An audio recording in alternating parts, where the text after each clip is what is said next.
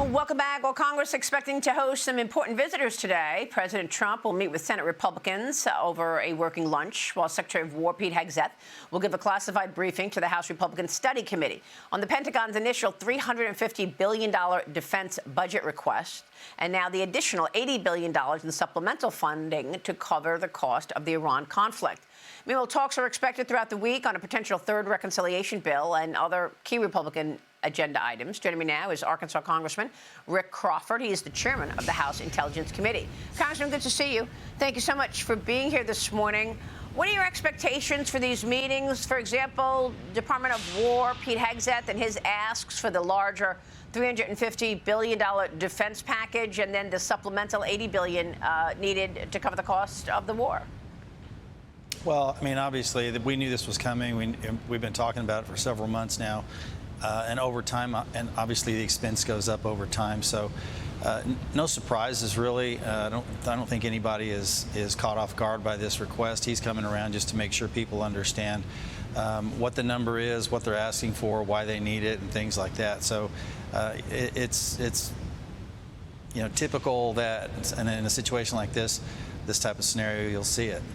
Yeah, I mean, I guess the question really is, we're not debating defense spending. We understand that we have to replenish our arms after this war. But will Republicans stay united on this issue going into the midterms? Well, yeah, that's a question that's being asked. I think you have to sort of look at the way that the president is conducting operations in Iran, and I think it's not necessarily an apples comparison. But if you think about the way he's treating this, it's not unlike the way MacArthur engaged with Japan post-World War II. I mean, you could play it the other way and go, well, we're going to, what happened in Germany at post-World War I, where they just almost subjugated the German people and humiliated the German people, and that led to Hitler and the rise of Nazism. And I think MacArthur was determined not to repeat that. If you take those lessons from history, it's quite clear that President Trump has a different vision of how to treat an adversary, and could turn this into, maybe lemonade out of lemons here, and do some good for not only the Iranian people, but certainly for the American people, and stabilizing the region. So I think there's an historic context here that's being lost.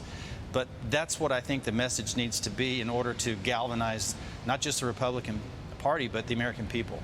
What about that War Powers bill yesterday, and what is the feeling in terms of the memorandum of understanding and these negotiations? President Trump has been putting his red line out there: no nuclear weapons, no work toward nuclear weapons, and open up the Strait of Hormuz.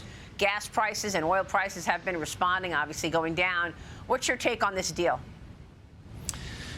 Well, I think that, it remains to be seen if Iran can be held to account. I mean, we're dealing with folks like Iran that have a history of being duplicitous, is a kind assessment.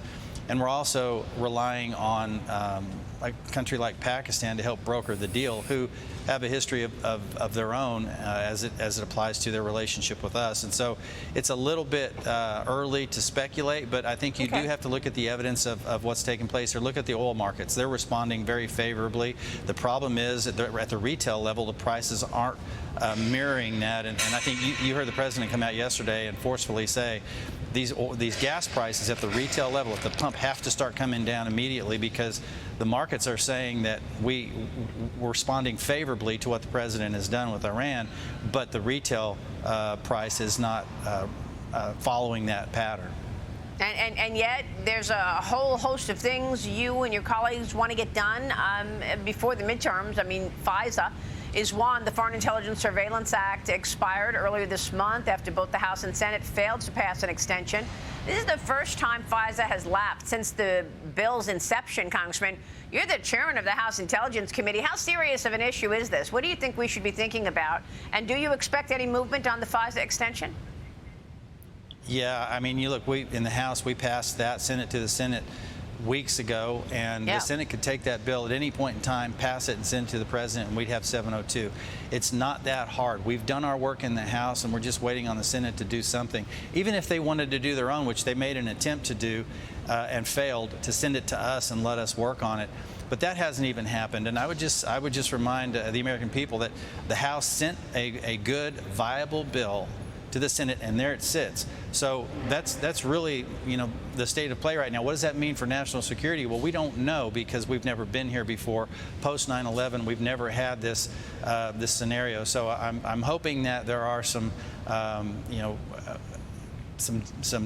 there's some diligence with regard to eyes on these foreign threats, but 702 has been a critical tool in keeping Americans safe, and so we're vulnerable, and I'm concerned about that.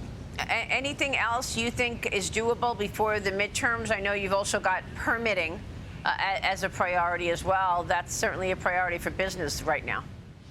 Oh, absolutely. I mean, we're doing a lot of things over here in the House. I mean, we're getting ready to mark up a Water Resources Development Act again, which is something we do every 2 years. We've got a transportation bill that we've worked and a farm bill that we sent to the Senate. There's been a lot of activity over on the House side, and we've still got obviously days on the calendar to get some work done before election. And so we're got our heads down doing our work, and Speaker Johnson has maintained an aggressive schedule to try and deliver for the American people. All right, time is of the essence. I know you've got about 14 days left legislatively to get done what you can before the August recess as well. Congressman, it's always great to see you. Thank you so much, Mr. Chairman. Yes, ma'am. Rick Crawford joining us on Capitol Hill. Stay with us. We'll be right back.